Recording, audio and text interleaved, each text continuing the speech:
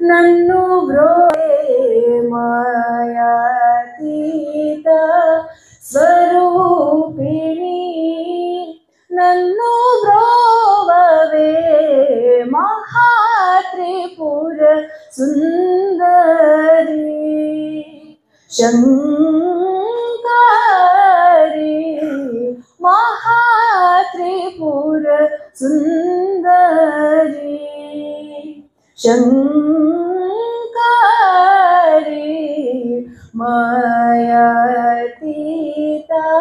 ಸ್ವರೂಪಿಣಿ ನನ್ನು ಬ್ರೋವವೇ ಮಾಯಾತೀತ ಸ್ವರೂಪಿಣಿ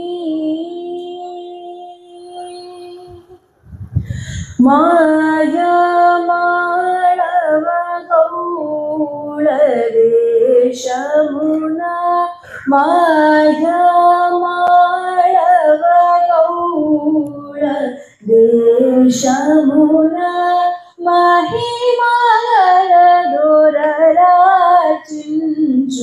ಈಶ್ವರಿ ಮಾಯಾ ಮಾಳವ ಗೌಳ ದೇಶಮುನ ಮಹಿಮಗಳ ದೊರರಾಚಿಂಚು ಈಶ್ವರಿ ಕಾಯಜುನಿ ವೈರಿಕಿ ಪ್ರಾಣಕಾಂತ ಬೃಹದೀಶ್ವರಿ ಕೃಪಸೇಯವಳೆನು ಶ್ರೀ ಗುರು ಗುಹ ಸಾಮಿತಿನೆ ತ್ರಾಸುಡೈತಿ ಕಾಯಜುನಿ ವೈರಿಕಿ ಪ್ರಾಣಕಾಂತ ಬೃಹದೀಶ್ವರಿ ಕೃಪ ಸೇಯವಳೆನು ಶ್ರೀ ಗುರು ಗುಹ ಸಾಮಿತಿನೆ ದಾಸುಡೈತಿ ಮಾಯಾತೀತ ಸ್ವರೂಪಿಣಿ ನನ್ನು ಬ್ರೋವವೇ ಮಹಾತ್ರಿಪುರ ಸುಂದರಿ ಶಂಕರಿ ಮಾಯಾತೀತ ಸ್ವರೂಪಿಣಿ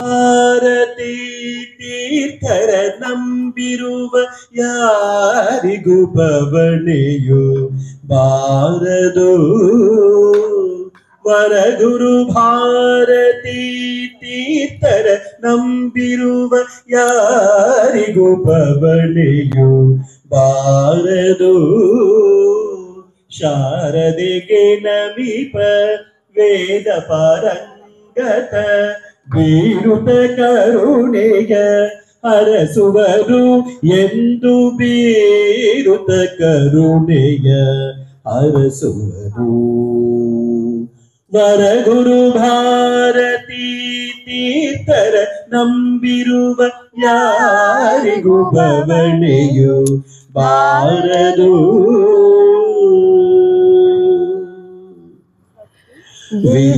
ವಿದ್ಯಾತೀರ್ಥರ ಕರ ಸಂಜಾತರು ವಿದ್ಯ ವಿಶಾರದ ಶ್ರೀಮುಖರು ವಿದ್ಯಾತೀರ್ಥರ ಕರ ಸಂಜಾತರು ವಿದ್ಯ ವಿಶಾರದ ಶ್ರೀಮುಖರು ಭೂಸುರ ಪೂಜಿತ ಜನಕೋಟಿ ವಂದಿತ ನೇಸರ ಕಾಂತಿಯ ಪ್ರಭೆಯವರು ಭೂಸುರ ಪೂಜಿತ ಜನಕೋಟಿ ವಂದಿತ ನೇಸರ ಕಾಂತಿಯ ಪ್ರಭೆಯವರು ಕಾಷಾಯಾಂಬರ ಧರಿಸಿಗ ಗುರುವರ ಭಾಷಾಜ್ಞಾನಿಯು ಗುಣನಿಧಿಯು ಕಾಷಾಯಾಂಬರ ಧರಿಸಿಗ ಗುರುವರ ಭಾಷಾಜ್ಞಾನಿಯು ಗುಣನಿಧಿಯು ವರಗುರು ಭಾರತಿ ತೀರ್ಥರ ನಂಬಿರುವ ಯಾರಿಗೂ ಬವಣೆಯು ಬಾರದು ಶಾಂಕರ ದಕ್ಷಿಣ ಪೀಠಾಧೀಶರು ಶಂಕರ ರೂಪರು ಚಿನ್ಮಯರು. ಶಾಂಕರ ದಕ್ಷಿಣ ಪೀಠಾಧೀಶರು ಶಂಕರ ರೂಪರು ಚಿನ್ಮಯರು. ಸನ್ಮತಿ ನೀಡುತ್ತ ಮಾನವ ಕುಲಕ್ಕೆಲ್ಲ ಉನ್ನತಿ ತೋರುವ ಪಾಲಕರು. ಸನ್ಮತಿ ನೀಡುತ್ತ ಮಾನವ ಕುಲಕ್ಕೆಲ್ಲ ಉನ್ನತಿ ತೋರುವ ಪಾಲಕರು. ಕಾಷಾಯಾಂಬರ ಧರಿಸಿಗ ಗುರುವರ ಭಾಷಾಜ್ಞಾನಿಯು ಗುಣನಿಧಿಯು. ಕಾಷಾಯಾಂಬರ ಧರಿಸಿಗ ಗುರುವರ ಭಾಷಾಜ್ಞಾನಿಯು ಗುಣನಿಧಿಯು. ವರಗುರು ಭಾರತಿ ತೀರ್ಥರ ನಂಬಿರುವ ಯಾರಿಗೂ ಬವಣೆಯು ಬಾರದು.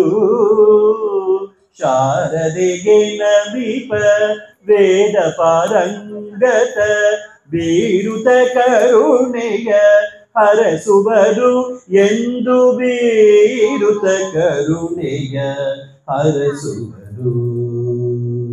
ವರಗುರು ಭಾರತಿ ತೀರ್ಥರ ನಂಬಿರುವ ಯಾರಿಗೂ ಬವಣೆಯು ಬಾರದು.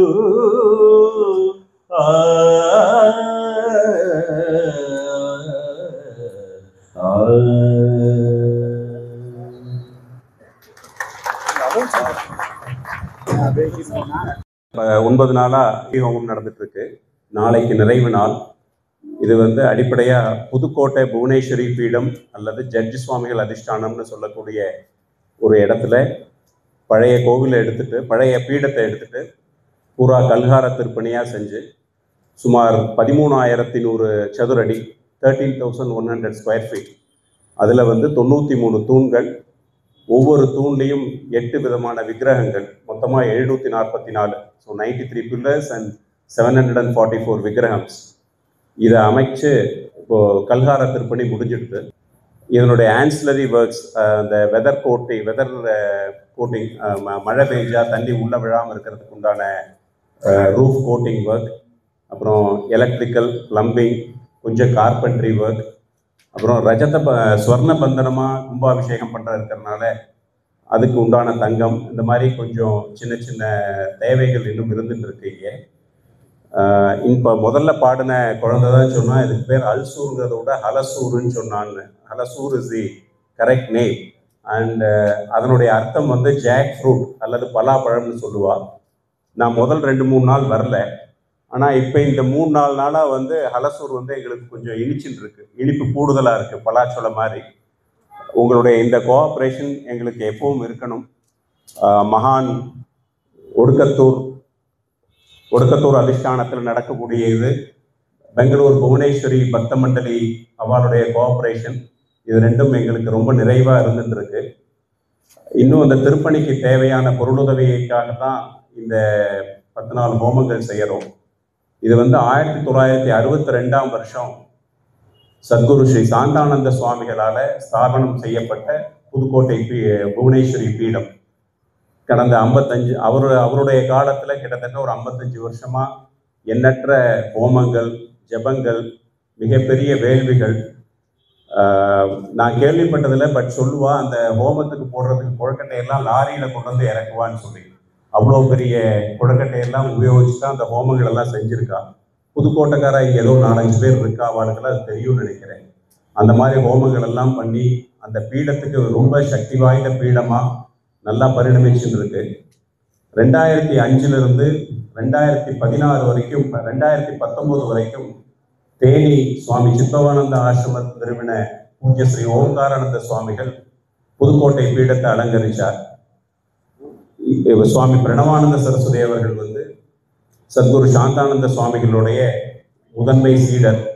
இவா 2 பேரும் 2017 அதை ஒரு கல்கார திருப்பணியாக பண்ணணும்னு சொல்லி யோசனை பண்ணி நிறைய சில்ப சாஸ்திரங்கள் தஞ்சாவூர் லைப்ரரியிலாம் போய் சில்ப சாஸ்திரங்கள் எல்லாம் பார்த்து நல்லா பிளான் பண்ணி 2019 ஸ்ருங்கேரி ஜெகத்குருக்கள் 2 பேரும் விஜய யாத்திரை வரும்போது அவ கையால் ஆரம்பித்து வச்ச திருப்பணி.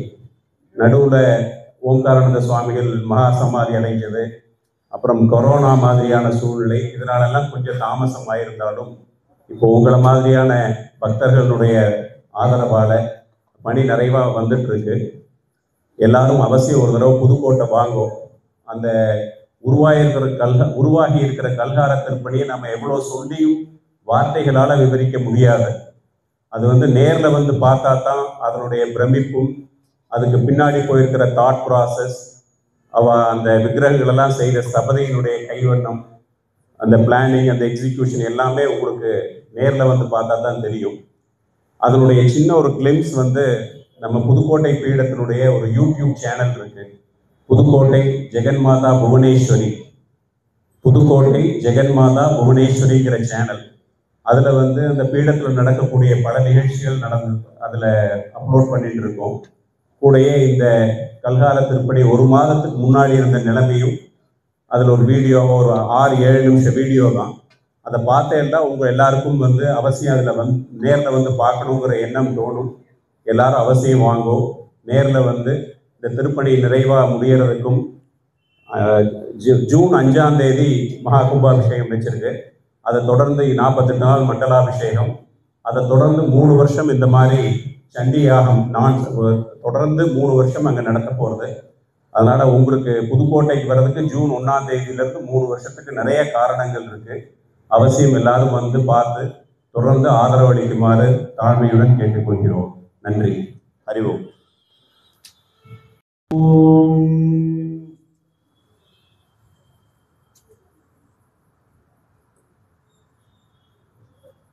சமஸ்த குருமார்களுடைய பரிபூர்ண அனுகிரகத்தினாலையும் ஜெகன்மாதா ஸ்ரீ புவனேஸ்வரி தேவியினுடைய திருவருட்கருணையினாலும் சாந்தானந்த மகா சுவாமிகளால் தொடங்கி வைக்கப்பட்ட சம்பிரதாயத்தை அனுசரித்து தொடர்ந்து இந்த சண்டி ஹோமமானது பல ஊர்களில் செய்து வருகிறோம். கடந்த சில ஆண்டுகளாக புவனேஸ்வரி பீடத்தினுடைய திருப்பணியை உத்தேசித்து இந்த ஹோமமானது செய்யப்பட்டு வருகிறது. இந்த பெங்களூரில் புவனேஸ்வரி பக்த மண்டலி மற்றும் இந்த ஒடுக்கத்தூர் சுவாமிகள் அதிஷ்டானத்தில் இருக்கக்கூடிய அறங்காவலர்கள் அனைவர்களுடைய ஒத்துழைப்புடனும் உலக மக்கள் அனைத்து மக்கள்களுடைய ஒத்துழைப்புடனும் இந்த சண்டி ஹோமமானது தொடர்ந்து செய்து வருகிறோம். 36 ஆண்டு காலமாக சத்குருநாதருடைய அனுகிரகத்தினால செய்யக்கூடிய ஒரு பாக்கியம் எனக்கும் கிடைத்துள்ளது. அப்ப நம்ம இந்த மனித சரீரம் நமக்கு கொடுக்கப்பட்டிருக்கு. கொஞ்ச நாளைக்கு தான் கொடுக்கப்பட்டிருக்கு, அது எல்லாருக்குமே தெரியும். பகவான் கீதையில ஜாதஸ்ய துருவோ மிருத்யு துருவஞ்சன்ம மிருதஸ்ய வாசாம்சி ஜீர்ணானி யதா விஹாய நவானி கிருண்ணாதி நரோபராணி, இப்படி எல்லாம் உபதேசம் பண்ணியிருக்கார். இந்த சரீரம் புண்ணிய காரியங்கள் செய்வதற்காக, தர்ம ஆச்சரணை செய்வதற்காகவும், சனாதன தர்மத்தை பாதுகாப்பதற்காகவும் கொடுத்துள்ளது. அதற்கு நாம வேதியர்களை கூப்பிட்டோமே ஆனால் அவர்கள் என்ன சொல்கிறார்கள் என்றால், சதமானம் பவதி, 100 வயசு நீங்குது. அதுக்கப்புறம் நாம் இப்போ சிந்திச்சு பார்த்தோம்னா, அப்புறம் ஒரு குழந்தை பிறக்கிறது, அந்த குழந்தைக்கு ஒரு ஜோசியரை விட்டு நாம் ஏதாவது ஒரு ஜாதகத்தை எழுதி கொடுப்போம்னாக்க அதில் என்ன பண்ணுறார்கள்னா 120 வருஷம் ஆயுசு சொல்கிறார்கள். ஆனால் இப்போ சயின்ஸ் பிரகாரம் என்ன ஆச்சு உலகம் அப்படின்னா, பயகிருத் பயநாசனா, பயத்தை உண்டு பண்ணி பயத்தை போக்குபவர் மகாவிஷ்ணு என்று விஷ்ணு சஹஸ்ரநாமத்தில் கூறுகிறார்கள். அதே மாதிரி டாக்டர்லாம் என்ன சொல்கிறாருன்னா, இத்தனை வயசு ஆச்சுன்னா இதை ஏதோ உன் உடம்புலேருந்து எடுத்து விடுங்கிறார். புரியுறத? கால் பிள்ளையோட சிரமமாக இருக்கா, அதை எடுத்துடும். 70 வயசு ஆச்சா, உனக்கு ரத்த ஓட்டம் நல்லா வரணுமா, ஸ்டென்ட் வச்சுக்க. இப்படி உன் உடம்புல எது தேவையில்லையோ அதெல்லாம் நீ நம்ம வஸ்திரத்தை மாற்றிக்கிற மாதிரி, அப்புறம் பாத அணிகளை மாற்றிக்கிற மாதிரி நீ போட்டுவிடுவோம் அப்படின்னு ஏற்ற மாதிரி உட்காந்துருக்கிற ரமணி என்னாகும் அப்படி பண்ணிட்டு இருக்கேன். சொல்கிறேன், எதுக்கு சொல்ல வரேன் அப்படின்னா, இது சயின்ஸ் பிரகாரமும் அவர்கள்லாம் இப்போ என்ன சொல்கிறார்கள்னா, இந்த நாட்டில் இருக்கிறவர்கள் ரொம்ப நீண்ட நாள் வாழலார்கள். அதனால நீங்கள் இல்லாமல் சாப்பாடெல்லாம் கம்மி பண்ணி நம்ம சாஸ்திரம் சொன்னதெல்லாம் மறந்துட்டோம் நம்ம. அதனால் புதுசாக யூடியூப்பில் ஷார்ட் அது சின்ன சின்ன வீடியோக்கள் அதை தான் நம்ம ராத்திரி மட்டும் பார்த்து கண்ணை கெடுத்துக்கிறோம். காத்தால எழுந்த உடனே குலதெய்வம் மாதிரி அதையே கும்பிட்டுருவோம். புரியுதுல? அதையே பார்த்துட்டு பொழுதுக்கு போகிட்டு. அப்போ அதில் என்ன சொல்கிறாங்கன்னா, இந்த ஊரில் இருக்கிறவங்க நிறையா நாள் வாழறாங்க, நீங்கள் ஏன் படிச்சு நிறையா நாள் வாழ முடியாது, அதுக்கு இந்த மாதிரி சயின்ஸை நீங்கள் வச்சுக்கலாம் அப்படின்னு தான் சொல்கிறாங்க. ஆனால் சாஸ்திரம் ஒன்று சொல்லியிருக்கு. என்ன சொல்லியிருக்கு அப்படின்னா, நாம் பிறந்தாச்சு, பிறந்ததுக்கப்புறம் நமக்கு கடைசி கால பரியந்தம் 48 தர்மமான சம்ஸ்காரங்கள் விதித்து இருக்கிறார்கள். அதுக்கு நாம் சாஸ்திரங்களிலே சிந்தித்து பார்த்தோமே ஆனால், இந்த நித்திய கர்மா, நைமித்திக கர்மா, காமிய கர்மா, பௌஷ்டிக கர்மா, யாக்ஞிக கர்மா, இப்படியெல்லாம் வரிசையாக உங்களுக்கு எடுத்து எல்லாத்தையும் தர்மத்தோட பின்னல் எப்படி பின்றோமோ அதே மாதிரியே பிணைந்து நமக்கு கொடுத்து இருக்கிறார்கள். அதே தான் தமிழில் நீங்கள் வேதங்களில் பார்த்தாலும் சாலோக்கியம், சாமீபியம், சாயுஜ்யம் அப்படிங்கிற மாதிரினா சாரூபியம் அப்படிங்கிற மாதிரியெல்லாம் தமிழ்லையும் தெளிவாக நமக்கு சித்தர்கள்லாம் அவதார புருஷர்கள்லாம் அவதாரம் செய்து எழுதியிருக்கிறார்கள். இப்போ 100 வயசு வாழ்க்கை அப்படின்னு நாம் எடுத்தோமே ஆனால், அதில் பாலஸ்தாவத் கிரீடா சக்தா, குழந்தையா இருக்கும் பொழுது என்ன பண்ணுறோம், விளையாட்டுலேயே பொழுது கழிச்சு. கொஞ்சம் யௌவன பருவம் வந்த உடனே என்ன பண்ணுறோம், குடும்ப சூழலில் மாட்டிட்டு அதில் இருக்கும். அப்புறம் உங்களுக்கு என்ன ஆச்சுன்னா, அப்படியே வயசாச்சு. விருத்தஸ்தாவத் சிந்தா சக்தா, வயசாயிடுது அப்படின்னா உங்களுக்கு என்ன அப்படின்னா உடனே சிந்தனை. அப்போ என்னன்னா, நான் அதை சின்ன வயசில் அப்படி இருந்தேன், இப்படி இருந்தேன், அதை பண்ணினேன், இதை பண்ணினேன், இங்கே போனேன், இந்த மாதிரியே சிந்திச்சுட்டே இருக்கான்.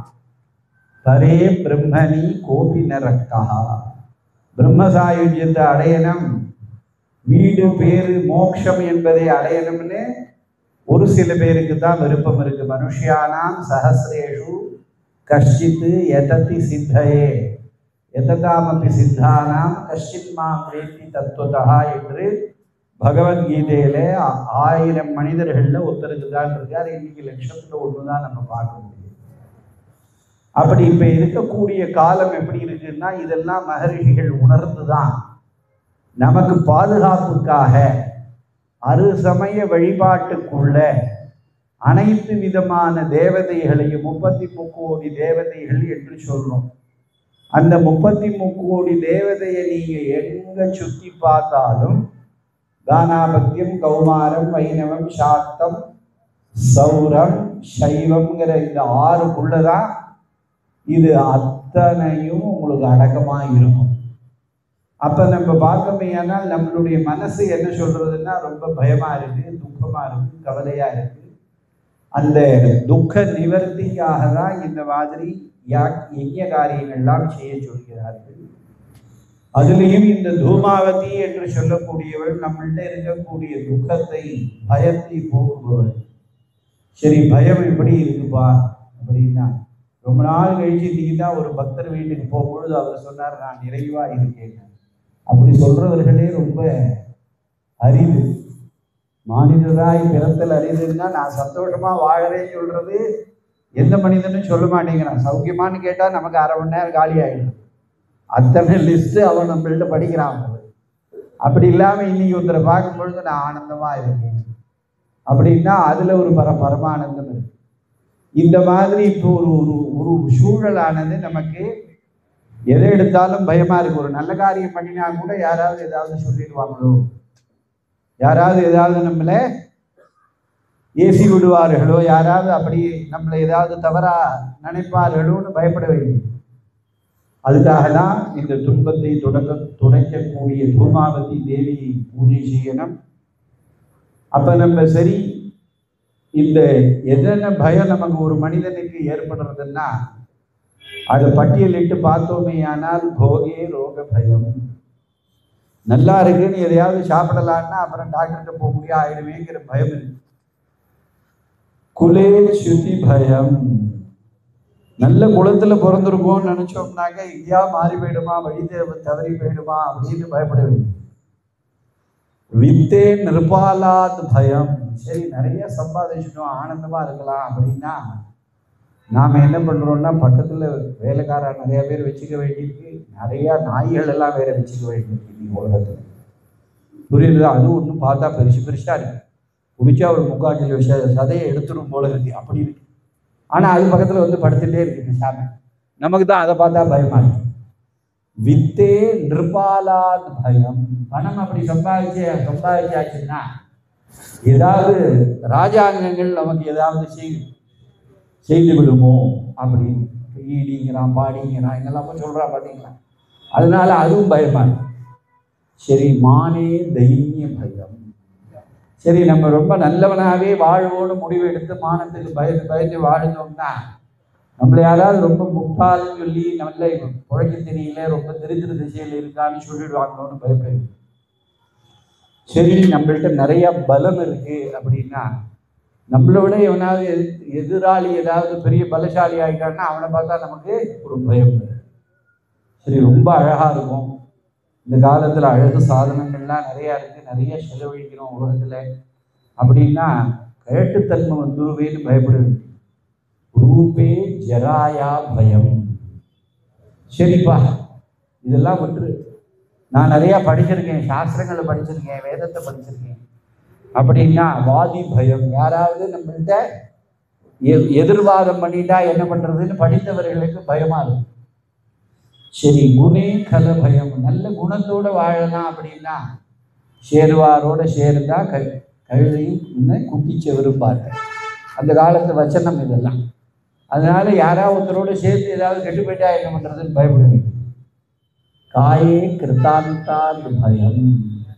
எப்ப இல்லை நாம உலகத்தை விட்டு போயிடுமோன்னு பயம் பல பேருக்கு இருக்கு. சர்வம் வஸ்து பயான்னு வைத்தம். இந்த உலகத்துல எந்த வஸ்துவை நீ எடுத்தாலும் பயந்தாப்பா. அது என்னன்னா பூர்ணேஷு பூர்ணேஷு புனர்நவானா உற்பத்தய சந்தி மனோரதானா. முதல்ல டெலிஃபோன் நம்ம வீட்டில் சுத்துற டெலிஃபோன் எல்லார் வீட்லையும் அந்த காலத்தில் இருந்திருக்கலாம். அப்போ எல்லாருக்கும் புத்தி சக்தி நிறையா இருந்தது, ஞாபக சக்தி இருந்தது, நம்பரை நினைவு வச்சுட்டே இருந்தாங்க. அப்புறம் பட்டன் ஃபோன் வந்தது, அப்புறம் இப்போ தேய்க்கிற ஃபோன், தடவர ஃபோன் எல்லாம் வந்துட்டு. அது என்ன ஆச்சு அப்படின்னா இதை பார்த்தா நாம் வச்சுட்டு இருக்கோம். சரி, பகவான் இதை நம்ம கொடுத்துருக்காரு, இது போரும், இதோட நாம் இந்த காலத்தை தள்ளுவோம்னா அடுத்தது ஒன்று பார்த்தா அவன் 2 பக்கமும் மூடி போட்டு செக்கக்கல் மாதிரி கொண்டு வரான். அதை பார்த்தா ஆசையாக.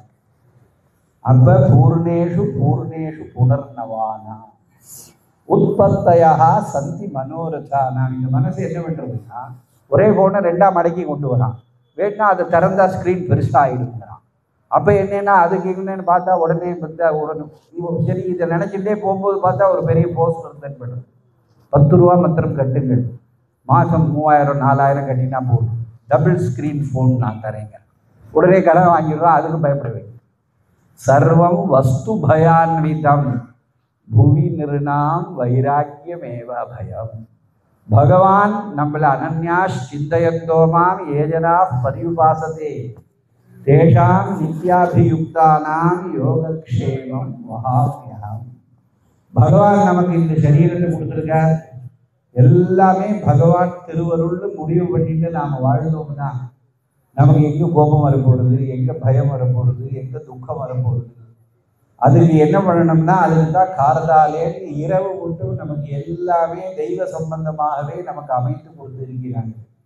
தூங்கி எழுந்த உடனே நம்ம கையே பார்த்து கராகே வசதே லட்சுமி கரமத்தியே சரஸ்வதி கரமூலேந்து கௌரி சியாது பிரபாதே கர தரிசனம்னு உன் கையில பகவான் இருக்கார்.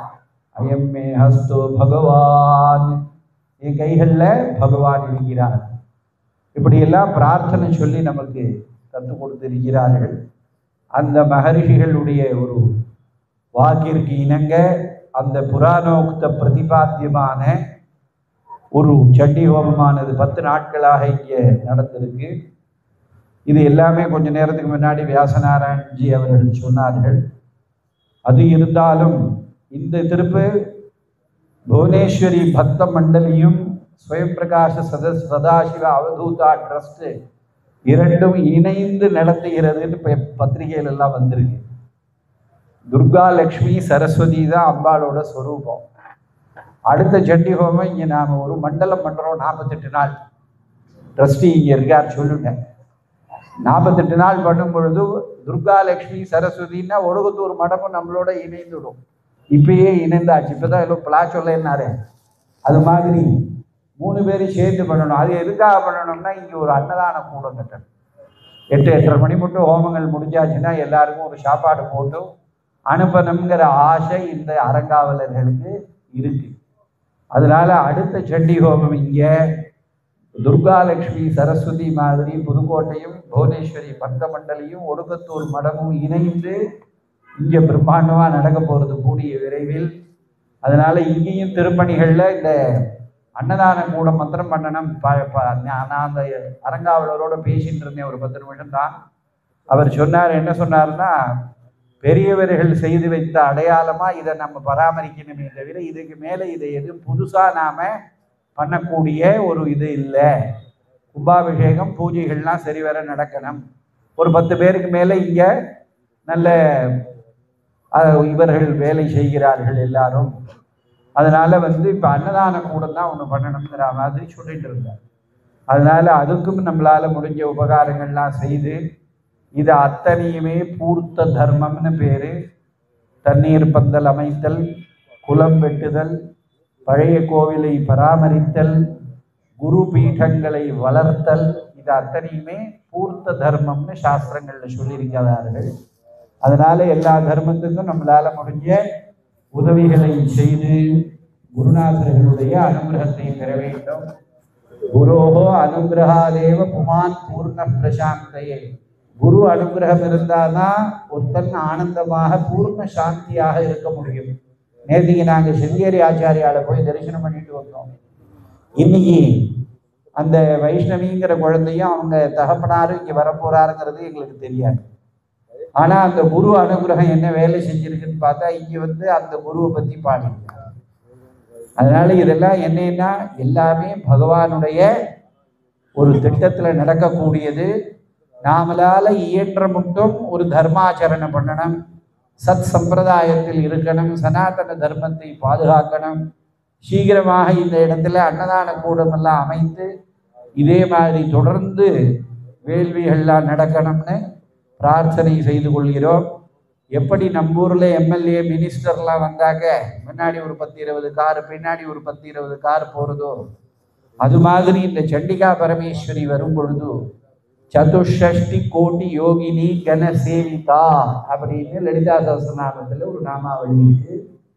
64 கோடி யோகினிகளும் பைரவர்களும் அந்த இடத்துல அந்த சண்டி ஹோமம் நல்லபடியாக நடக்கணும்னு பார்க்கிறார்களாம். அவர்களுக்கெல்லாம் நாம சில சம்பிரதாயமாக ஒரு தயிர் சாதம், உப்பு இல்லாத வடை, அதுக்கப்புறமா நாம் அந்த பூஷணிக்கால மஞ்சள் தடவி குங்குமம் தடவி